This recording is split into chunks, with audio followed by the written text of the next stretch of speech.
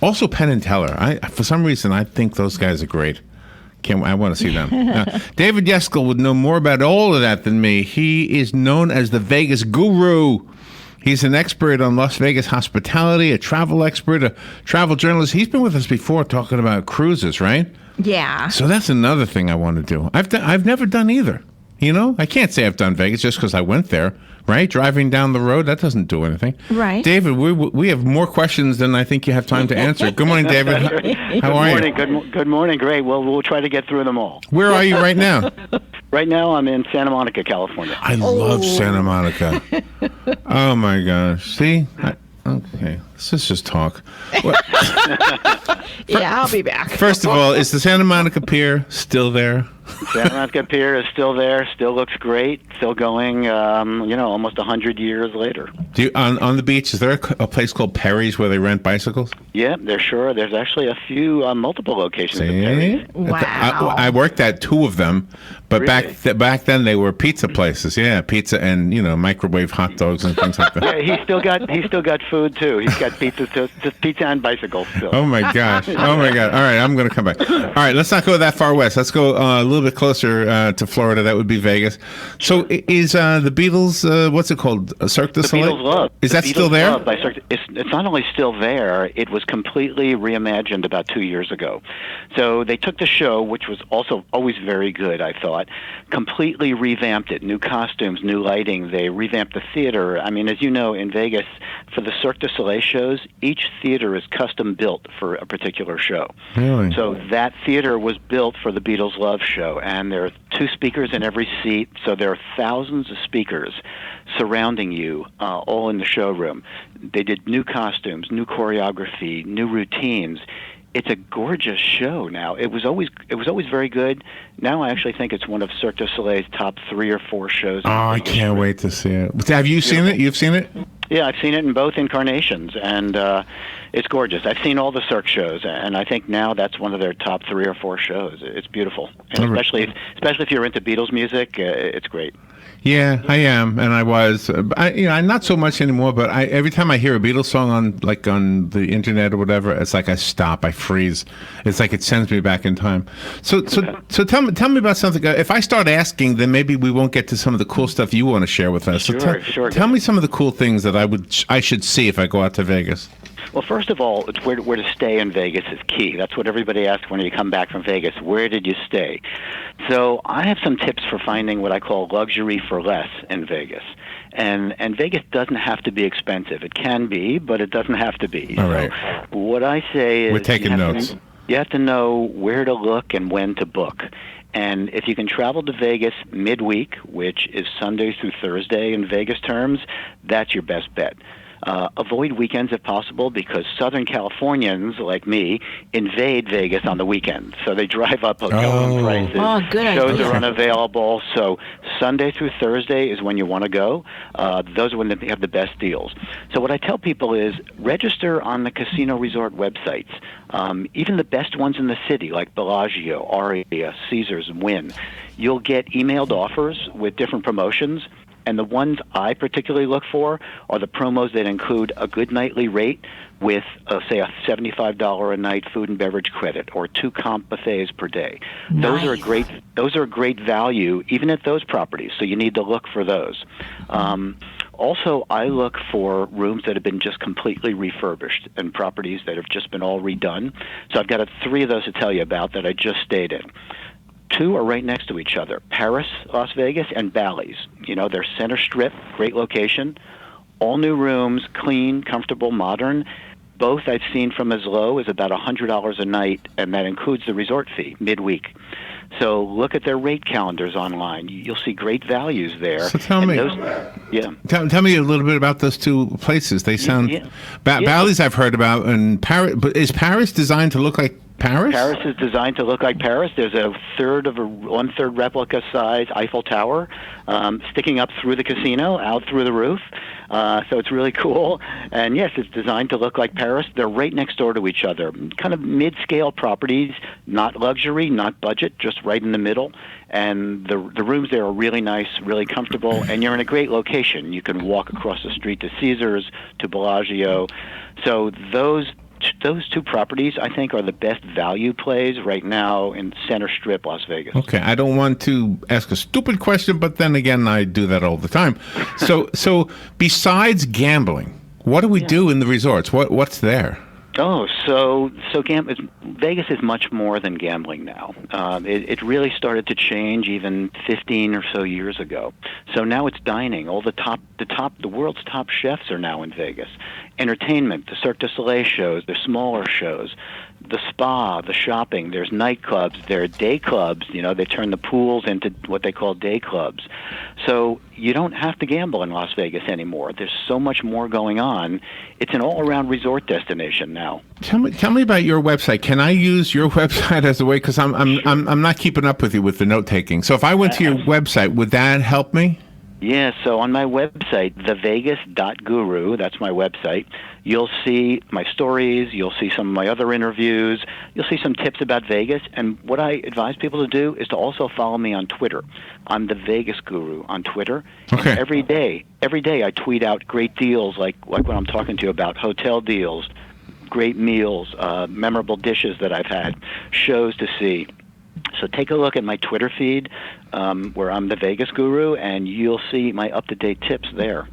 My folks had gone there years ago, and they were back a couple of times, and they were told by some people out there that the hotels all pump oxygen into your room so you don't sleep as much. Is that true? No, that's not true. I can tell you that's not true. Oh, okay. That's not true. But they do say, I have heard that they pump oxygen into the casinos. I've heard that, but I'm also not sure about that.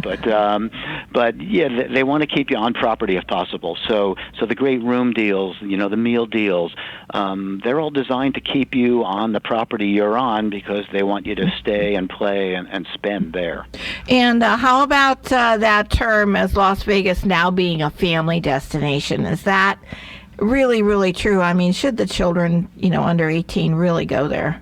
So I hedge on calling Vegas family friendly. Here's why.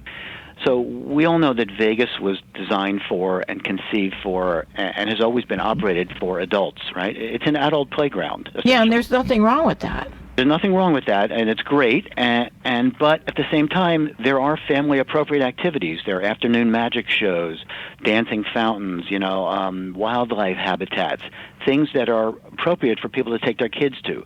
But here's the problem. The parents can't turn off the adult stimulation that's in their kids' faces all over Vegas. Vegas is sexy, and there's sex in their face all over. There are these giant rolling billboards that go up and down the Las Vegas Strip advertising strip clubs, guys handing out cards on the street for escort services. Even the dancers in the afternoon magic shows are sexy. And so parents can't turn off. I want to go, Rowan. Yeah, right.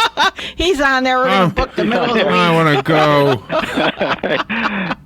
So parents can't turn off that adult stimulation. So it's up to parents. Well, my to son's decide whether they 33. can handle it. I think he'll handle it good. My son is 30. Maybe he might have to. You might have to tell him to close his eyes in a couple places. So it's really for that reason. I can't call Vegas a family-friendly destination. I hear you. Yeah, that makes sense to me too. I wondered about that actually. As I say, I just drove down the street. The only time I ever was there was 2 weeks ago, and I thought there's a hotel or a resort or something. It looks like a kid's castle. First of all, what is that? And is that designed to attract families? Yeah, that's Excalibur. So it looks like a medieval castle. So it was originally designed to attract everyone, including families, and it still does. But there was a period in Vegas when they were building themed hotels, like Paris, Las Vegas, like Excalibur, like Luxor to look like an Egyptian pyramid.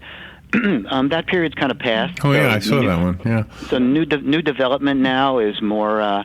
It's just resort, but there are still these themed resorts in Vegas that still do a good job.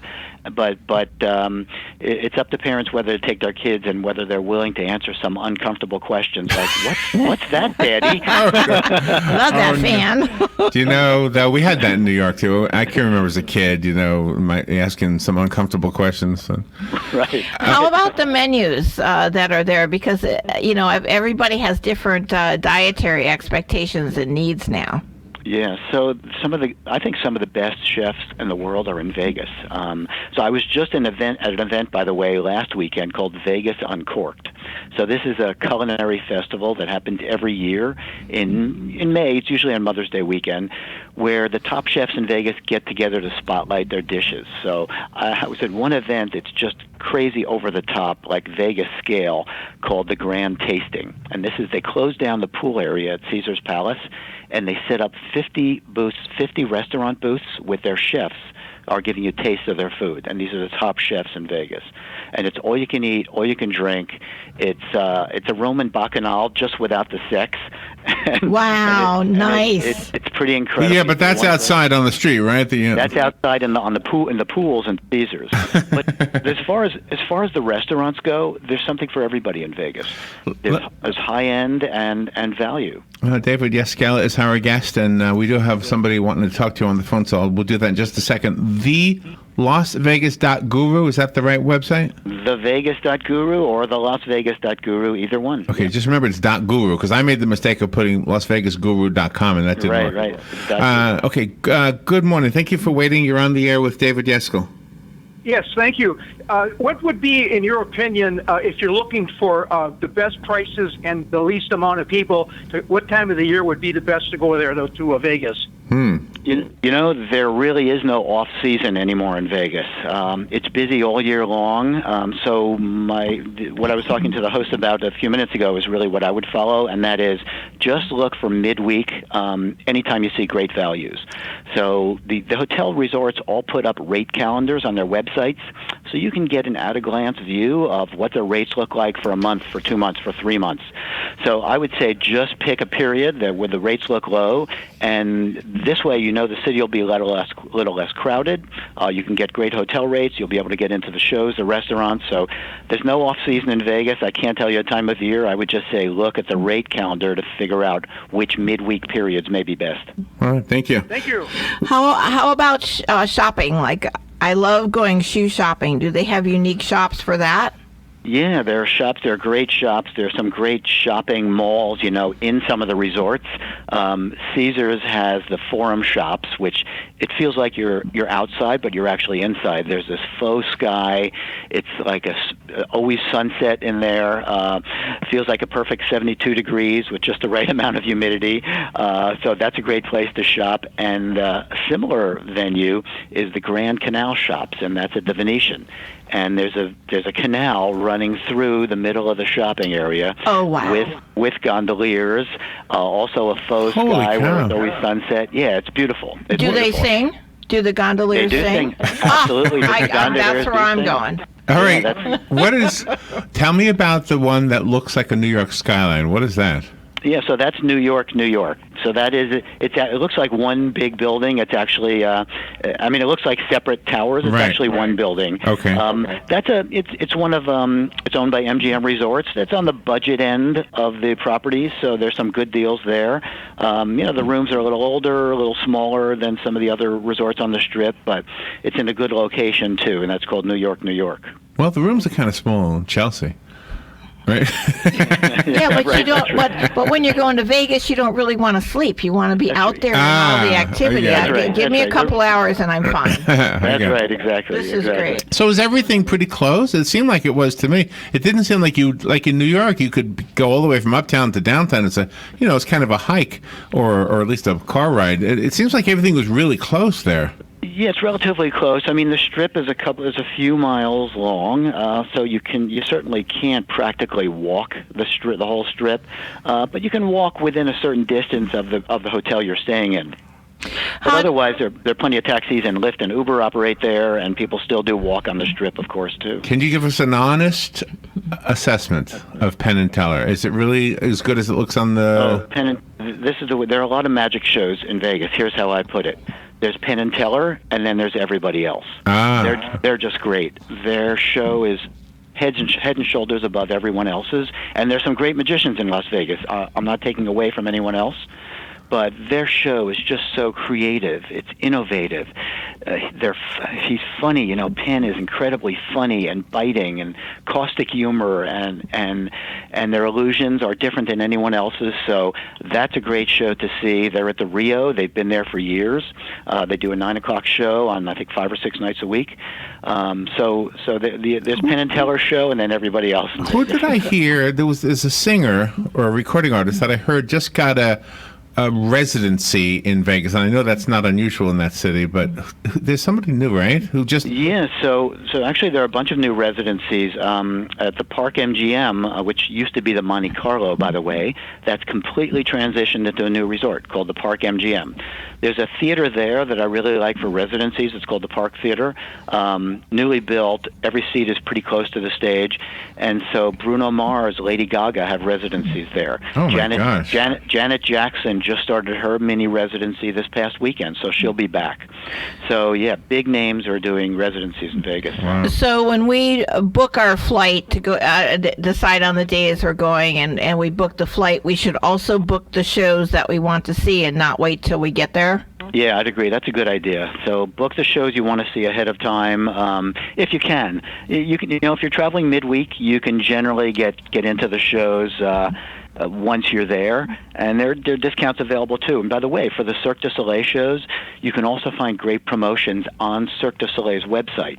So sometimes they'll offer 2-for-1 deals, or buy one get one 50% off. So I advise people to go to Cirque du Soleil's website, look for a promotion on the show you're interested in, and you can buy it there and save money. Wow, this is excellent. All right, so I want to tap into the other area of expertise that we kind of spent our time with you on last time, and it was the cruises.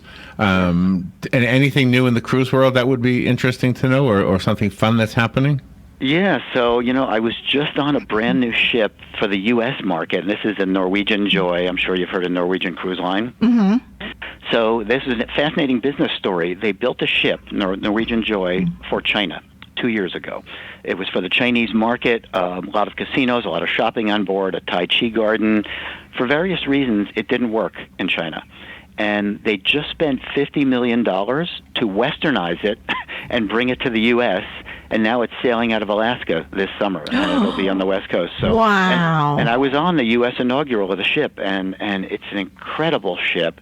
A go-kart track on the top deck. Oh, cool. They added 13 restaurants and lounges for the U.S. market.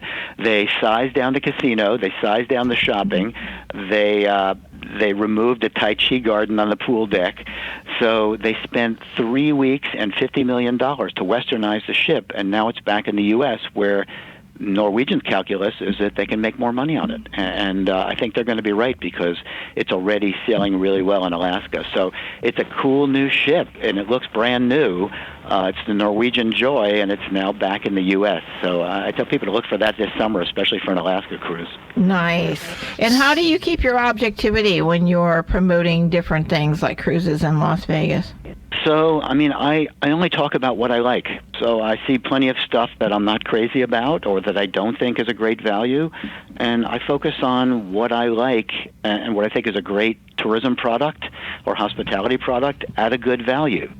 And that's how I kind of look at it. So I leave alone the restaurants, the shows, the hotels that I don't think work well for people, and I just focus on the ones that do, and there are plenty of them that work. Okay, I don't know if this is a curveball, but are there any etiquette things we should know that maybe the people who work in Vegas expect us to tip a certain amount, or to dress a certain way, or are there etiquette things that tourists often make mistakes with? Yeah, so there's a small piece of etiquette when people are waiting for a taxi. So there are taxi lines, of course, in front of every major casino resort, and it's customary to tip the guy who directs the taxis up to you, gets you in the taxi. Oh, really? Like the doorman. Customary to give him $1 or $2 just if he gets you a taxi. So that's something that's kind of expected in Vegas that a lot of people don't realize. But it's small. It's a small thing, but they really appreciate it. I would have missed on that one. Okay, good. I'm glad you told me that. What is there anything else? And as far as dress goes, pretty much everything goes now in Vegas. Vegas used to be a much more formal, dressed up place at night. Now it's more casual, although people still do dress a little nicer in the nicer properties like Bellagio, like at Caesars, at Wynn, you'll see people dressed up a little nicer, and it feels good to get dressed up and to be in an environment where people are a little more dressy. Oh, I love that. Did the slogan? Did the slogan "What happens in Vegas stays in Vegas" invite people to just come and be really rowdy and mess the whole thing up, or was that a good idea? That slogan? I think it was a great marketing pitch. I think it was fantastic. So they used that for years, and I think it kind of enforced the notion that Vegas is a place where you can let it go a little more than in other locations, right? You can let it go a little. You can do more things in Vegas. Nobody's going to find out about it, and I think it worked great for them because it gave Vegas this. It kind of reinforced this air of Vegas being a place where almost anything goes. And how about museums? Because, like, all of the iconic entertainers, since it was built, all those decades ago. Yeah. So there's a Liberace museum in Vegas. There's an atomic bomb museum just outside the city. Oh, nice. So all these things, and a new mob museum downtown. So the mob ran Vegas until about 40 years ago, maybe. Right. And there's a new mob museum downtown that's got some really cool exhibits, and people should check that out to learn about the history of what made Vegas and how it came up. This is actually. I actually saw a poster for that in the airport. Oh, yeah. Yeah. Who's staying the more guy in the than picture? Is it Al Capone? Is that who they're showing? I don't remember who's in the picture. Oh my gosh! Well, always fun talking to you, David. Again, the website what is it? Las Vegas. TheVegas.guru. Okay. Or follow me on Twitter at The Vegas Guru. I just did, by the way, David. I just followed you. I'm definitely going to do this. I had a taste of it the other day, 2 weeks ago. I'm staying more than a day. Yeah, we got to be more than a day. Got to do it longer than a day. Right, yeah. David, thank you for what you do. Thank you for being on the show with us today. Sure, nice talking to you. All right, we'll be right back. Bye-bye. Broadcasting from the Paddock Mall Studios, this is WOCA, Ocala, Gainesville, The Villages, 1370 AM, 96.3 FM, The Source.